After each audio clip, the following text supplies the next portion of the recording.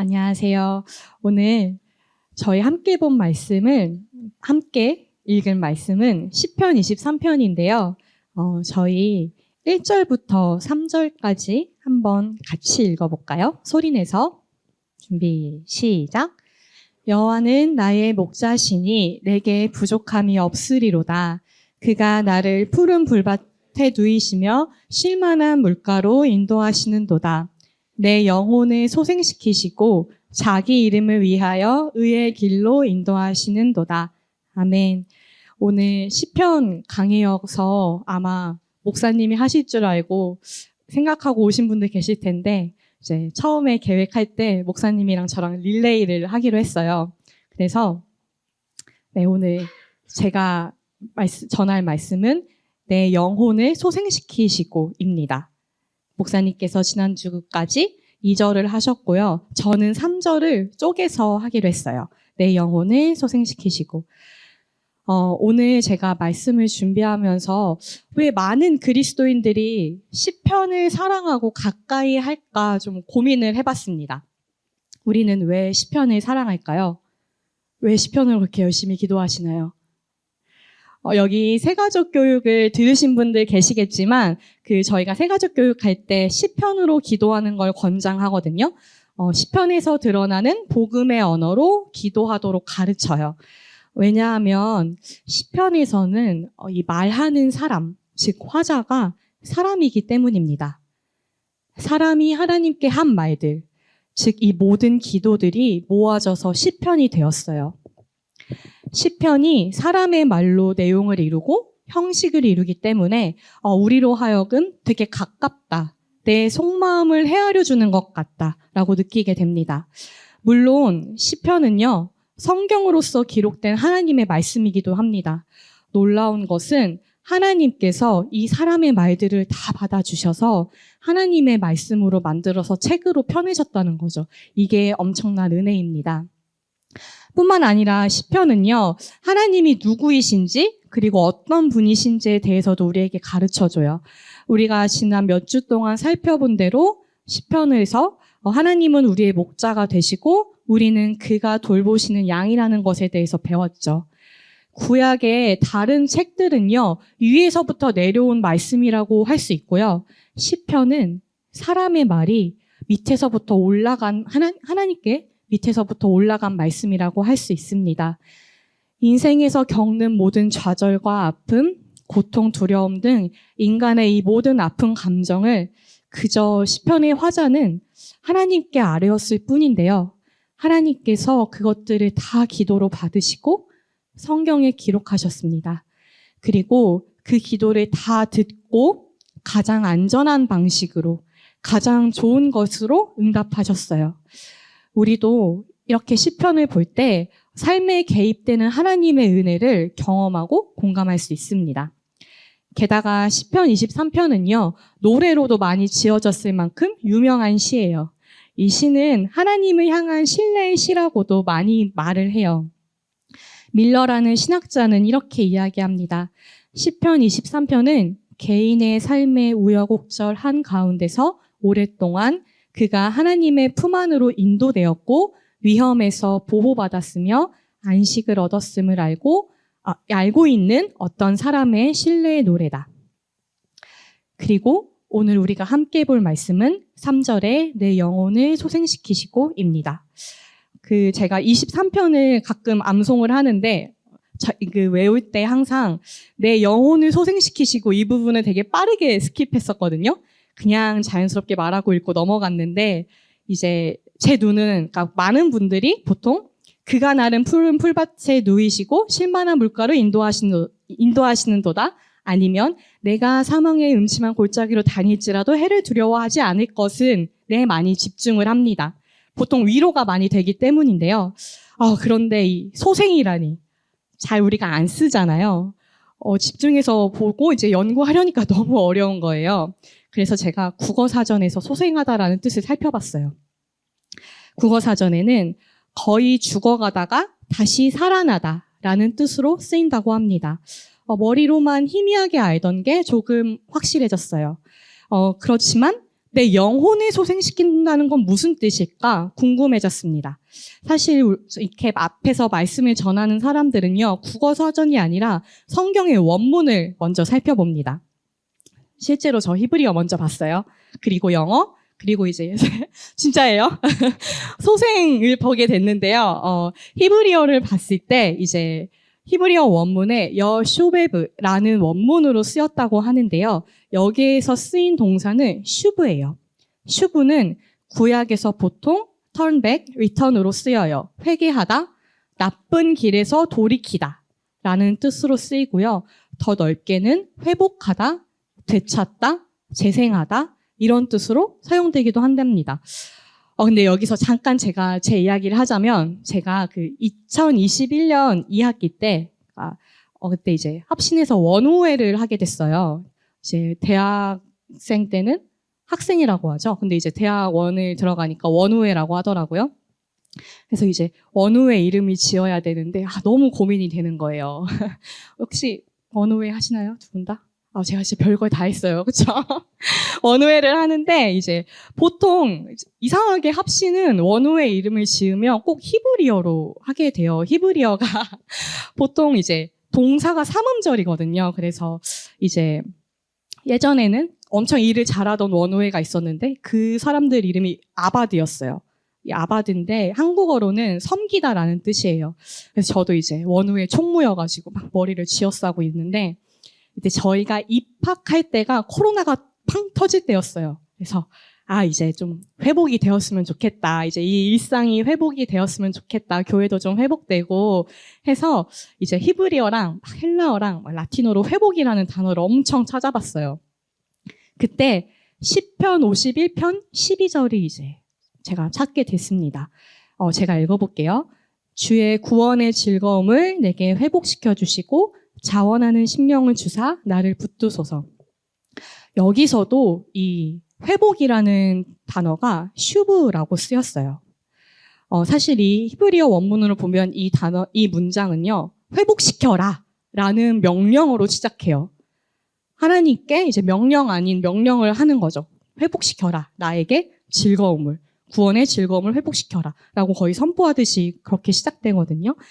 그래서 저희 원우회 이름도 이거, 네. 욕같이 좀 들리긴 한데, 그냥 들어주세요. 하시바 원우회가 되었습니다. 근데 이게, 제가 이거 이름을 짓고,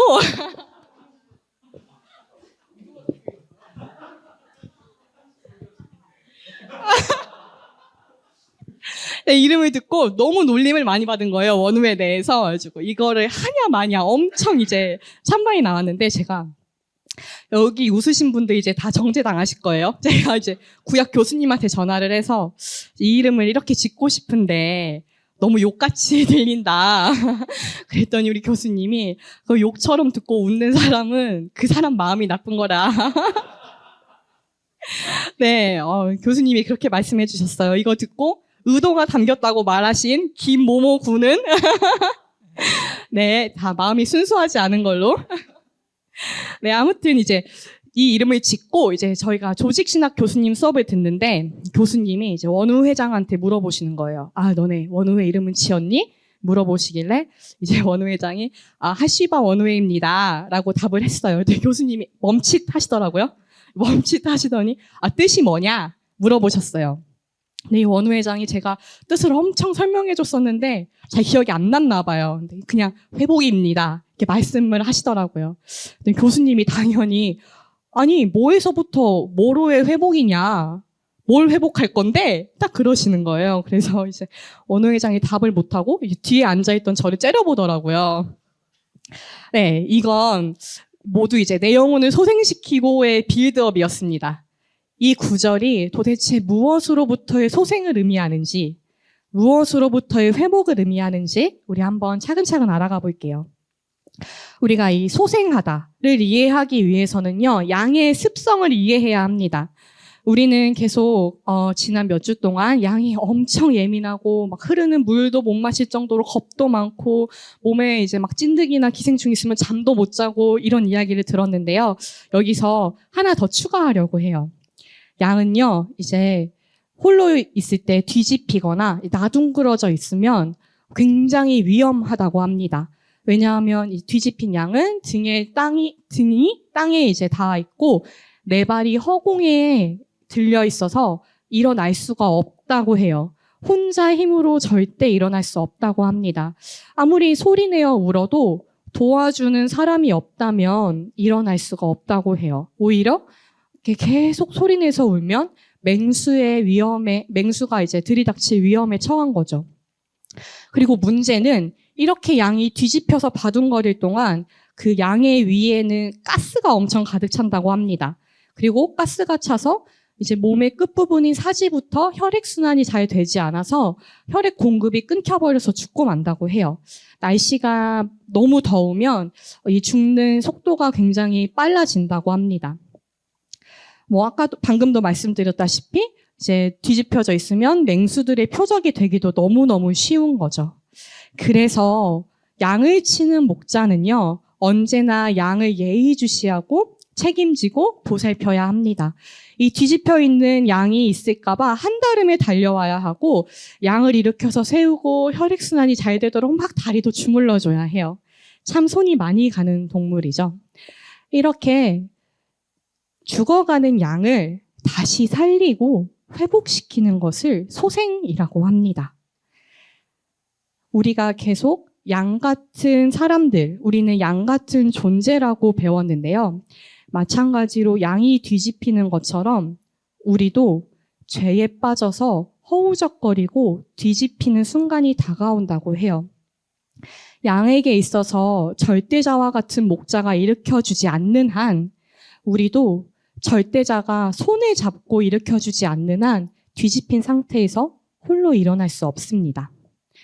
왜 성경은 자꾸 우리 보고 양이라고 하는지, 그리고 왜 양이 뒤집혀지는지를 우리가 추적해 가면서 우리의 모습이랑 조금 비교해 보려고 해요.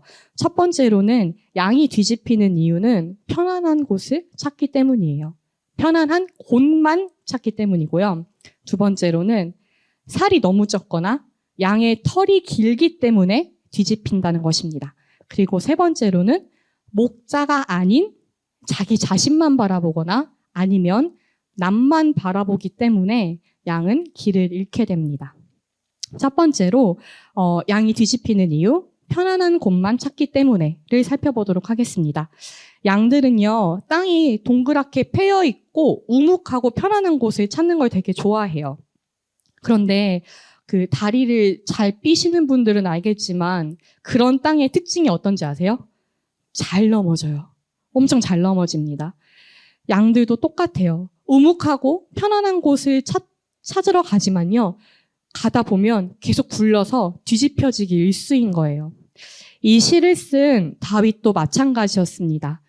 다윗이 자신의 충신을 죽이고 그 충신의 아내인 밧세바를 범할 때도 그가 전쟁에 나가지 않고 가장 편안하고 우묵한 곳인 집을 거닐 때였어요. 제가 사무엘하 11장 1, 2절을 우리말 성경으로 읽어보도록 하겠습니다. 그 다음 해 봄에 왕들이 출전할 때가 되자 다윗은 요압과 그 부하들과 이스라엘의 온 군대를 내려보냈습니다. 그들은 암몬 자손을 치고 랍바를 포위했습니다. 그러나 다윗은 예루살렘에 남아 있었습니다. 어느 날 저녁에 다윗은 침대에서 일어나 왕궁 옥상을 거닐고 있었습니다. 그는 거기서 한 여인이 목욕하는 것을 보았는데 그 여인이 너무나 아름다웠습니다.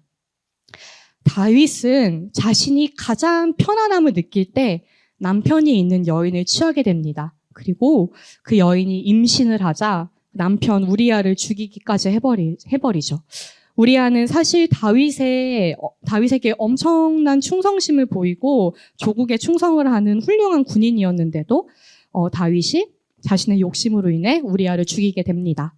간음하지 말라, 내 이웃의 집을 탐내지 말라라고 말씀하신 이 하나님의 계명을 누구보다 지켜야 했던 다윗이었음에도 불구하고 자신이 그것을 범해서 넘어지고 뒤집혀버리고 말았습니다. 이걸 우리는 영적 비참함이라고 해요. 그런 다윗에게 하나님께서는 나단이라는 선지자를 보내세요. 나단 선지자가 이제 다윗에게 다가가서 이야기 하나를 들려줘요. 한 성읍에 두 사람이 있었는데 한 명은 엄청 부자인 거예요. 그리고 한 명은 엄청 가난했다고 해요. 이 부자의 집에는 양과 소가 정말 많았고 가난한 사람의 집에는 아무것도 없고 자기가 사서 기르는 암양 새끼에 딱 한 마리만 있었대요. 이게 전부였어요. 이 암양 새끼는요, 가난한 그 사람의 집에서 함께 자라면서 딸처럼 키워졌다고 해요. 그런데 어느 날 이제 한 손님이 부자의 집에 방문하게 된 거예요. 그런데 이 욕심 많은 부자가 자기 것은 내어주기가 싫어서 가난한 사람의 암양을 이제 뺏어다가 죽이고 식사로 내주었다는 거죠. 나단 선지자가 이 일화를 다윗에게 전해줬어요. 그랬더니 다윗이 너무 화가 나서 그 부자 당장 데리고 와라. 내가 하나님의 살아계심을 두고 맹세하노니 그 사람은 결코 살지 못하리라. 반드시 죽어야 한다고 했어요. 어떻게 그 가난한 사람의 전부인 그 암양을 뺏을 수 있냐. 엄청 분노를 이제 표출했죠. 그랬더니 나단 선지자가 말하는 거예요. 왕이 바로 그 사람입니다.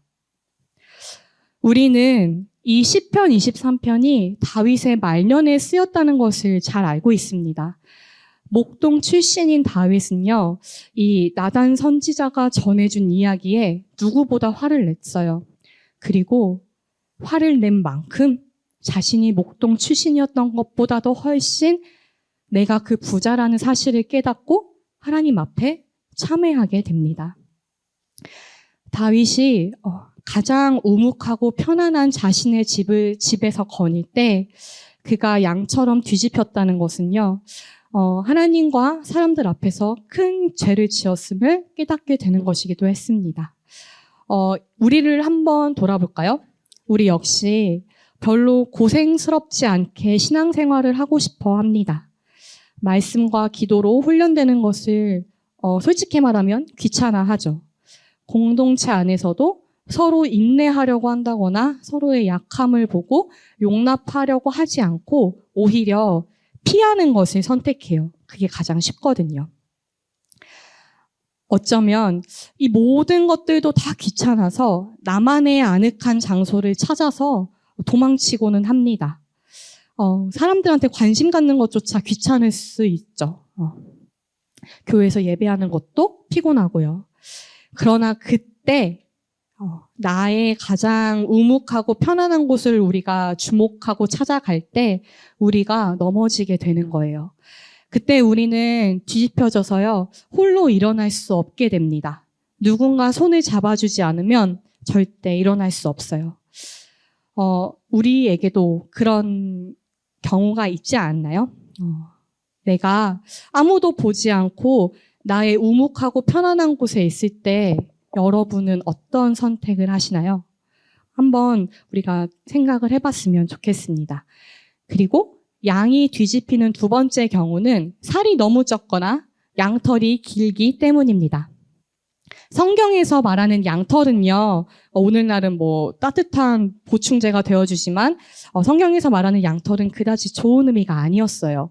양털은 자아, 자만심, 자기만의 기준을 상징합니다. 그러니까 양털이 길면 길수록 자아가 너무 크고 자신만의 기준이 굉장히 높고 자기에게만 집중하는 것을 의미해요. 양털이 길면 양은 그 무게 때문에 스스로 일어날 수가 없고 아주 쉽게 뒤집히게 돼 있어요. 그처럼 우리 역시 우리의 자아가 크면 클수록 스스로를 무겁게 짓누르고 주저앉고 뒤집히게 만듭니다. 내 자아가 너무 커서 하나님을 보지 못하는 거예요. 하나님을 무시하고요. 하나님을 대항해서 순종하지 못하게 합니다. 부끄럽지만 저도 최근에 이런 질타, 피드백을 좀 받았는데요. 아무래도 제가 사역자다 보니까 머리가 자꾸 커지나 봐요. 그래서 내가 옳아. 하나님은 내 뜻에 맞춰줘야 돼 라는 생각을 하게 되는 것 같습니다. 이제 한 지인이랑 대화를 하는데 이제 지인이 딱 저의 눈을 보면서 이 말을 하더라고요. 너 자아가 되게 강하다. 너 되게 네 안에 네가 되게 큰 것 같아 라고 말을 하는 거예요. 그래서 저는 사실 되게 충격을 받았어요. 내가 내 삶이 하나님의 것이라고 말을 하면서도, 내가 그리스도의 것이라고 말을 하면서도 여전히 내가 진짜 크구나. 이게 사실 그 친구 불신자였거든요. 웃지 마세요. 이제 그 친구가 그렇게 말을 하는 것을 보고도 나는 그 말을 듣고 내가 참 크구나.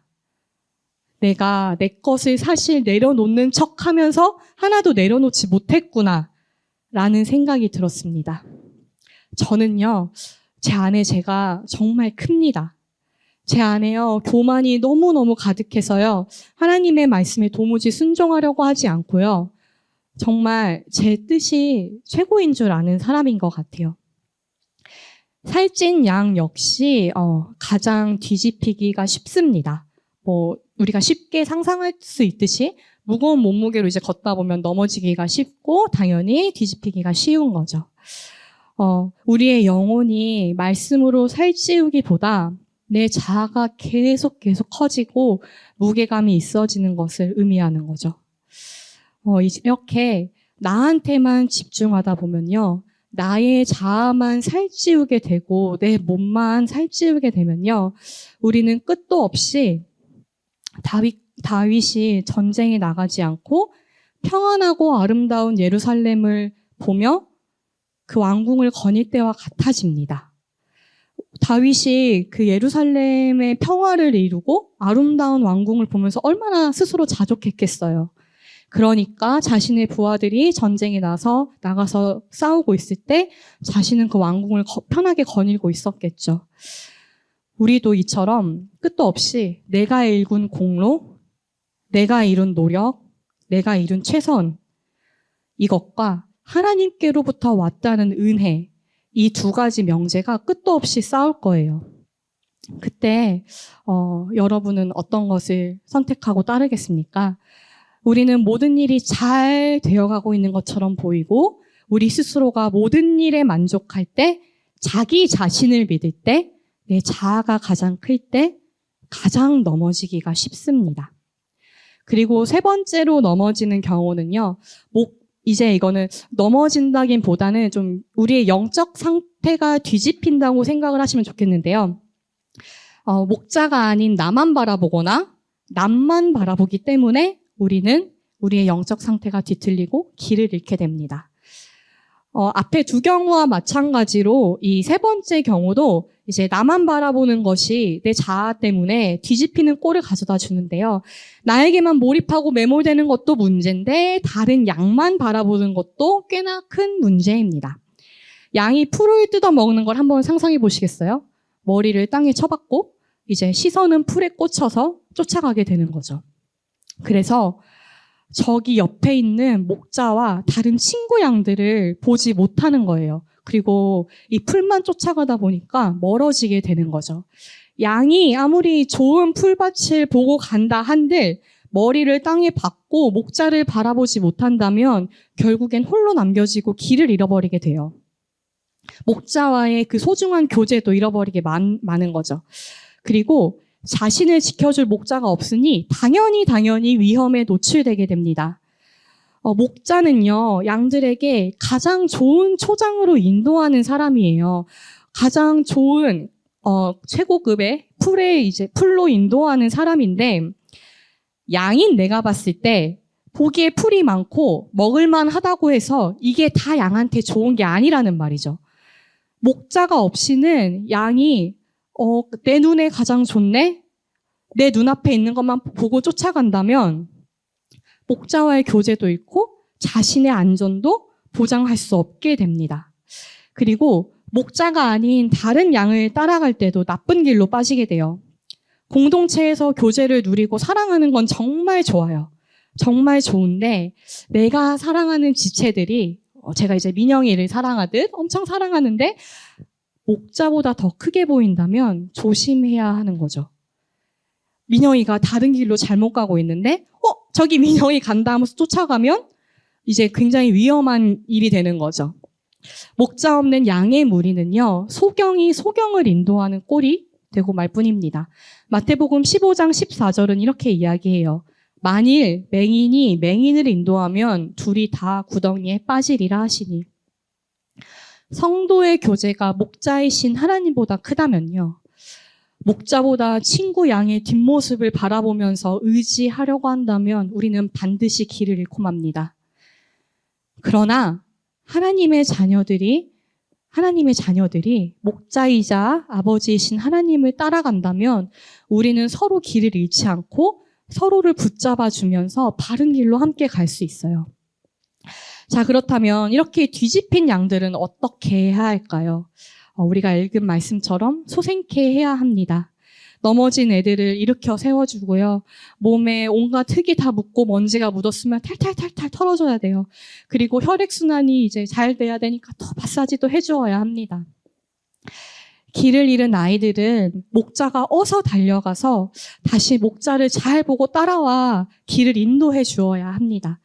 이것을 우리의 목자 되신 그리스도가 하십니다. 갖가지 이유로 뒤집힌 양에게는 목자의 절대적인 손길이 필요해요. 스스로 소생할 수 없습니다. 목자가 직접 양을 소생케 해야 돼요. 조엘 비키의 책에서 발췌한 부분인데 제가 한번 읽어볼게요. 좀 길어요. 한번 들어보세요. 나는 잃어버린 단 한 마리의 양을 찾기 위해 많은 시간을 소요합니다. 다소 떨어진 거리에서 넘어져 꼼짝 못하는 양을 자주 발견하는데 그럴 때는 최대한 빨리 양에게로 달려갑니다. 왜냐하면 그 잠깐 동안이 위기의 순간이기 때문입니다. 내게는 두려움과 기쁨의 감정이 교차됩니다. 너무 늦게 찾아온 것은 아닌지 하는 두려움과 마침내 찾았다는 기쁨입니다. 넘어져 있는 양에게 도착하자마자 제일 먼저 스치는 생각은 그 양을 바로 일으켜 세워야겠다는 것입니다. 나는 조심스럽게 그 양을 일으켜 세웁니다. 이렇게 하면 윗속에 차 있는 가스가 배출됩니다. 그러고는 피순환이 잘 되도록 다리를 문질러 줍니다. 양이 다시 걷기 시작하면 종종 곧바로 주저앉고는 합니다. 넘어진 양을 일으키고 회복시킨 후에는 이렇게 다정스레 말합니다. 언제 내 발로 서는 법을 다 배우겠니? 제때에 너를 찾아내 기쁘단다. 이런 식으로 대화는 계속됩니다. 항상 꾸짖으면서도 온화함을 잃지 않고 바로 잡으면서도 동정을 보냅니다. 조금씩 그 양은 평정을 되찾아 착실하고 확고하게 걷기 시작합니다. 그리하여 다른 양들에게도 달려갑니다. 공포와 좌절에서 벗어나 좀 더 오래 살 수 있는 기회를 얻게 됩니다. 이것이 넘어지고 뒤집혀 있는 양떼를 소생케 하는 목자의 마음입니다. 우리가 살펴본 바대로 양은 진짜 예민한 것 같아요. 그리고 어쩜 이렇게 양 털도 길면 자빠지고 살쪄도 넘어지고 움푹한 곳에 잠깐 밟기만 해도 넘어지는지 모르겠어요. 애석하게도 우리는 이와 다르지 않습니다. 우리도 우리의 죄와 고난, 낙심으로 자주 넘어지죠. 그리고 뒤집혀서 아등바등거려요. 혼자 절대 일어설 수 없어요. 우리도 이런 때를 지나는 것 같습니다. 더 이상 기대할 것도 없고 소망도 없고 절망만 남아서 뒤집혀서 소리만 내고 있을 때, 나 진짜 완전 뒤집혔구나 싶을 때, 그때 우리를 향해 달려오는, 우리를 발견하고 저 멀리서부터 뛰어오는 분이 계세요. 우리 앞에 가장 크고 위대한 존재가 우리를 찾아오십니다. 우리의 목자 되시는 하나님께서 우리를 붙잡아 주시고 일으켜 주세요. 우리는 넘어진 것 같아 보이는데요. 아주 넘어진 게 아니라고 성경이 말합니다. 시편 37편 24절입니다. 그는 넘어지나 아주 엎드러지지 아니함은 여호와께서 그의 손으로 붙드심이로다. 넘어진 그 자리에서, 뒤집힌 그 자리에서 우리를 향해 손을 뻗고 계시는 선하신 하나님이 계세요.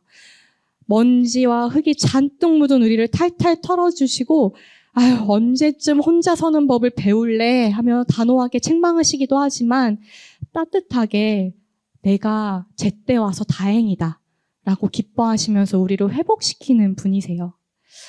우리는 앞서서 긴 양털과 그리고 살찐 양, 목자를 바라보지 못하는 양들에 대해서도 살펴봤습니다. 이 양털이 너무 길어버린 양은요, 목자가 이제 이 양털을 깎는 수고를 시작해요. 혹시 강아지나 그 고양이들 발톱 깎는 영상 보셨어요? 엄청 싫어하거든요. 그 고양이들이나 이제 강아지들은 털 미는 것도 엄청 싫어해요. 그렇지만 양이 양털을 깎듯 우리도 이제 우리의 교만을 깎을 때입니다. 흐르는 물, 혹시 지난주에 흐르는 물을 못 마시는 양에 대해서 기억나시나요? 양은요, 흐르는 물도 못 마신대요. 근데 그 무서워서 못 마시는 양이 이 바리깡을 들이대면, 가위를 들이대면 얼마나 무섭겠어요. 아, 목자 역시 온갖 더럽혀진 양털 보면 진짜 더 지저분하거든요. 양들 보면. 그거 얼마나 싫겠어요. 하지만 양의 생명을 위해서, 양이 뒤집혀지지 않기 위해서는 반드시 그 털을 깎아야만 합니다. 양이 비협조적으로 굴수록 서로한테 생채기만 남길 뿐이에요. 하지만 우리 하나님은요, 양을 위해서 그 수고를 하시는 분이십니다. 우리 역시 하나님께서 양털을 깎는 수고처럼 여러 훈련을 통해서 우리의 자아와 교만을 꺾어가실 거예요. 영혼의 털깎기가 시작되는 거죠. 이 훈련이 진짜 고되고 힘듭니다. 죽을 것처럼 힘들어요. 그래서 난리 법석을 피죠. 그래서 우리는 스스로한테 상처를 입히기도 하고 때로는 내 옆에 있는 사람들한테 상처를 입히기도 해요. 그렇지만 우리는 반드시 우리의 비대해져 버린 우리의 이 몸을, 우리의 자아를 살아계신 그리스도 앞에 굴복하게 될 것입니다. 우리는 교만에 묶인 자아를 벗어버리고 살아계신 그리스도를 얻게 될 거예요. 살이 쪘다면 하나님께서 우리의 건강을 위해서 다이어트를 시키시겠죠? 하나님께서는 이제 장기적인 플랜을 세우시고 이제 살찐 우리를 운동장을 뛰게 하실 거예요. 그리고 평소보다 적게 먹게 하시겠죠. 이건 하나님께서 우리에게 말씀과 기도를 통해 너희를 훈련할 거야 라는 겁니다. 물론 다이어트 하는 것도 힘들고 훈련하는 것도 힘들어요. 하지만 그 끝에는 반드시 우리의 회복이라는 보상이 기다리고 있습니다. 때로는 하나님께서 우리를 가르치시고 성장하게 하시기 위해서 징계의 매를 드시기도 해요. 히브리서는 이렇게 말을 합니다. 무릇 징계가 당시에는 즐거워 보이지 않고 슬퍼 보이나 후에 그로 말미암아 연단한 자에게는 의의 평강한 열매를 맺나니. 징계의 매가 너무 아프지만 모든 걸음걸음마다 함께 하시는 하나님께서 우리에게 은혜를 날마다 베푸십니다. 이 하나님은요, 목자로서 우리를 제일 잘 알아요. 그래서 우리가 어느 부분이 가장 약한지, 우리가 얼마나 견딜 수 있는지 정확하게 아십니다. 자아가 부정당하는 것 같고, 내 자아가 깎이고, 내 살이 떨어져 나가는 것이 두려울지라도 우리는 그 하나님의 인도하심 안에서 날마다 자라게 되고 결국 목자와 양떼를 떠나지 않게 될 거예요. 무엇보다 우리의 목자 되시는 하나님은요, 우리가 넘어지는 것을 절대적으로 막으시는 분이 아니세요. 행여나 이제 저는 아이를 키워본 적이 없지만 이제 사촌 동생들이 되게 어렸었는데 애기들이 넘어질까봐 우리가 걷지 못하게 하진 않잖아요. 넘어지더라도 다시 무릎을 탁탁 탈탈 털어주고 다시 걸어봐. 다시 잘할 수 있어. 힘내. 이렇게 말을 하고 우리는 용기를 북돋아주잖아요. 걸음마를 떼지 못하게, 넘어지지 못하게 막으시는 하나님이 아니라 다시 걸어봐. 네 힘으로, 네 다리로 걸을 수 있어. 라고 가르쳐주시는 부모와 같습니다. 하나님은 우리가 넘어진 그 자리에서 일하시는 분이세요. 선하고 사랑스러우신 의사가 되어주셔서 당신이 어떤 하나님인지, 얼마나 선하고 아름다운 목자이신지 가르쳐주시고 우리의 부족함을 채워주시고 우리를 훈련시키시는 당신의 주권을 가르쳐주시는 분입니다. 우리가 은혜 안에서 날마다 날마다 자라가게 하시고 우리의 눈에 보이는 대로, 양처럼 눈에 보이는 대로 걷는 게 아니라 믿음으로 하루하루를 걸어가도록 가르쳐 주세요. 그러니 우리 넘어지는 것을 너무 두려워하지 맙시다. 물론 고의적으로 넘어질 필요는 없죠. 하지만 넘어지는 것을 두려워하지 않으셨으면 좋겠어요. 왜냐하면 여호와께서는 그 백성을 버리지 아니하시며 그 기업을 떠나지 아니하시기 때문입니다. 자, 마지막으로 우리가 해야 할 일을 좀 볼까요? 우리가 해야 할 일은 바로 죄를 인정하고 애통해야 하는 것입니다. 그리고 그리스도 앞에 내 몸을 맡기는 거예요. 우리의 죄악상을 한번 들여다봅시다. 내가 얼마나 양 같은지 한번 생각해 볼까요? 이사야 53장 6절은 이렇게 말합니다. 우리는 다 양 같아서 그릇 행하여 각기 제 길로 갔거늘. 여호와께서는 우리 모두의 죄악을 그에게 담당시키셨도다. 하나님께서는요, 양처럼 갈 길을 알지 못해서 방황하는 우리를 위해 예수 그리스도를 보내주셨습니다. 그야말로 진정한 우리의 목자가 되어주세요. 예수님은요, 어리석어서 맨날 우리 맘대로 가고 뒤집혀져서 바등대는 우리를 위해, 그리고 언제 맹수가 우리를 덮칠지 모르는 우리를 위해 친히 이 땅에 오셨습니다. 우리 혹시 양이 뒤집히고 길을 잃는 모습에서 나를 발견하신 분 계신가요? 만약 아니라면 이후에 우리 기도회 때 정직한 마음으로 기도했으면 좋겠어요.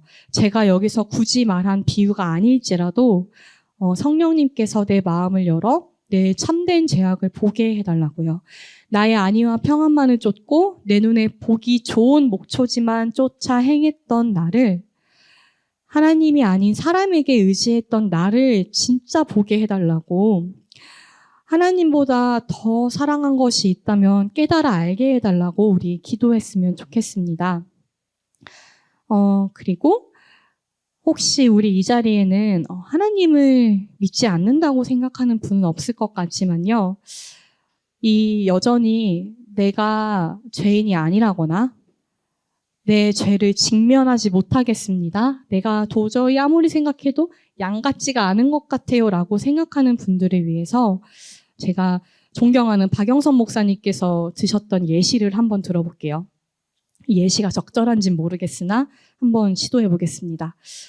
이제 목사님께서 공동묘지에서 이제 천사가 이건 예시예요. 예시입니다. 진짜 아니에요. 공동묘지에서 천사가 나타났다고 가정해봐요. 그리고 이 천사가 무덤에 묻혀있는 시체들 보고 선포하는 거죠. 우리 하나님은 거룩하고 긍휼이 많으셔서 너희가 구원받을 수 있게 기회를 한번 주겠다. 자, 지금부터 가장 빨리 보이는 여기 소나무부터 저 골대까지 가장 빨리 돌아오는 사람을 선착순으로 구원하겠다. 자, 출발했을 때 여러분 혹시 이 죽은 자들 중에 구원받은 사람이 있을까요? 그리고 정말 구원받은 시점이 언제일까요? 구원받은 시점. 진짜 그러니까 소나무에서 골대까지 쭉 뛰었는데 이 사람 1등이 있어요. 그럼 이 1등이 구원받은 시점 한번 생각해 보세요. 자, 1번 천사가 나타나서 선포했을 때 이미 구원받았다. 2번 출발선에 섰을 때 구원받았다. 3번 소나무를 터치하고 뛴 순간 구원받았다. 4번 골대 결승점에 1등으로 도착했을 때 구원받았다. 한번 손가락으로 앉아 계셔서 표시해 보시겠어요? 언제 구원받았을까요? 제가 녹화되니까 말은 안 할게요. 자유롭게 한번 말씀해 보세요. 몇 번일까요? 네. 아니, 재밌어서 죄송해요. 말씀해 보세요. 괜찮아요. 정답이에요. 맞아요. 무덤 속 시체는요, 천사가 아무리 말을 해도 듣지를 못합니다. 왜냐하면 이미 영적으로 죽은 상태이기 때문이에요. 제가 이 말을 하는 이유는 우리가 사실은 모두 좀비처럼 영적으로 죽은 자들이었기 때문입니다. 양이고 말고 나를 소생하고 말고의 문제가 아니라 아예 죽은 자들이었다고요. 들을 수가 없어요. 그러나 그리스도께서 천사가 아니라 그리스도께서 우리에게 복음을 선포하실 때, 그리스도께서 우리에게 복음을 선포하실 때 우리가 회개할 수 있는 이유는요, 나의 죄를 깨달을 수 있는 이유는 그가 먼저 우리에게 생명을 주셨기 때문입니다. 우리에게 생명을 주시고 들을 수 있는 귀가 생겼기 때문에 우리가 들을 수 있는 거예요. 그래서 우리가 소생할 수 있다는 것, 회개하고 소생할 수 있다는 것, 회복할 수 있다는 건 이미 우리 안에 생명이 있다는 증거입니다. 우리 생명 주신 그 사랑과 은혜를 믿었으면 좋겠습니다. 그러므로 진정한 목자 되시는 그리스도 앞에 나아가 우리의 뒤집혔고 뒤틀린 영적 상태를 고백했으면 좋겠어요. 그리고 그에게 우리의 온 몸을 맡깁시다. 양털을 깎을 때 뒤집혀진 거 일으켜 세워주실 때 계속 발버둥 치면 우리만 아파요. 우리의 손과 발을 묶으시고 맴매하실 거예요. 근데 이게 바로 우리의 생명과 자유를 위한 일입니다. 우리의 모든 것을 우리가 그에게 맡겼으면 좋겠습니다.